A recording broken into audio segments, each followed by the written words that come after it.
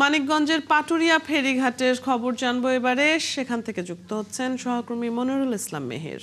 মেহের, ঘাটের পরিস্থিতি কেমন দেখছেন? যানবাহনের চাপ কেমন? যাত্রীরা কি বলছেন?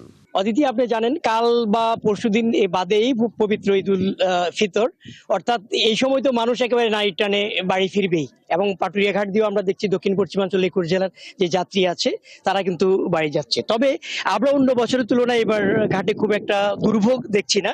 যাত্রী এবং যানবাহন যারা আসছে তারা কিন্তু অনায়াসে পার হয়ে যাচ্ছে। এখন পর্যন্ত আমরা দুর্ভোগের কোনো চিত্র এখানে দেখিনি। স্টে সেফের ডাবল লেয়ার প্রোটেকশনই পিরিয়ডের হেভি ফ্লোর দিনগুলোতে আমাকে রাখে নিরাপদে। Stay safe.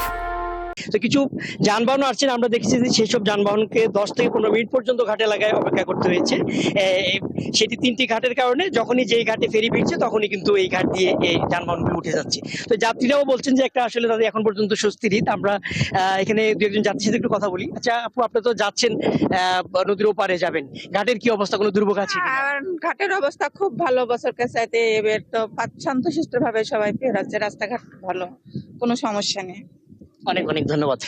অদিতি, শুনছিলেন আসলে যাত্রী যারা তারাও বলছেন যে তারা স্বস্তিতেই আসছেন, অর্থাৎ মহাসড়ক দিয়ে যে তারা আসছিলেন তারা সেখানে কোনো ধরনের কোনো দুর্ভোগ তারা পাননি। তো এখানে বিএডব্লিউ টিসির কর্মকর্তারাও আছেন, আমরা তাদের সাথে একটু জেনে নিই তাদের ব্যবস্থাপনার বিষয়। আচ্ছা, আমরা তো দেখলাম যে মানুষ বলছে এখনো পর্যন্ত স্বস্তির ঈদ, আপনাদের কি কি ব্যবস্থাপনাগুলি আছে, কিভাবে পার করছেন? ইনশাআল্লাহ আল্লাহর রহমতে আমাদের এখানে ছোট করে মিলে 17টা ফেরি আছে। নরমালি যেখানে 8টা 9টা ফেরি চলে, কিন্তু এখন আমরা টোটাল 17টা ফেরি চালাইতেছি। আল্লাহর রহমতে এই পর্যন্ত কোনো সমস্যা হয় নাই। আমাদের যাত্রীবাহী গাড়িগুলি আমরা পর্যায়ক্রমে কন্টিনিউ চালাইতেছি। যদি যাত্রীবাহী শেষ হয়ে যায় তখন আমরা পণ্যবাহী ট্রাক তেমন একটা বেশি ওইগুলি আমরা পার করবো। তবে যাত্রীরা ইনশাল্লাহ এখন পর্যন্ত যাত্রীরা খুশি, আমরা তাদের সাথে কথা বলছি, তারাও সন্তুষ্ট, আমরাও সন্তুষ্ট, তাদেরকে পার করতে পারি। অনেক অনেক ধন্যবাদ। অদিতি, শুনছিলেন আসলে কর্তৃপক্ষ চেষ্টা করছেন যে তাদের 17টি ফেরি এই বহরে যুক্ত আছে এবং তারা এই উপলক্ষে 17টি ফেরি দিয়েই যাত্রী এবং যানবাহনগুলি পারাপার করছেন। পাশাপাশি যে পিছনে লঞ্চ ঘাটটি আছে সেখানেও আমরা দেখছি লঞ্চ ঘাটে যে যাত্রীদের চাপও বেড়েছে, তবে সেখানেও একটা স্বস্তিতে তারা পারাপার হচ্ছেন।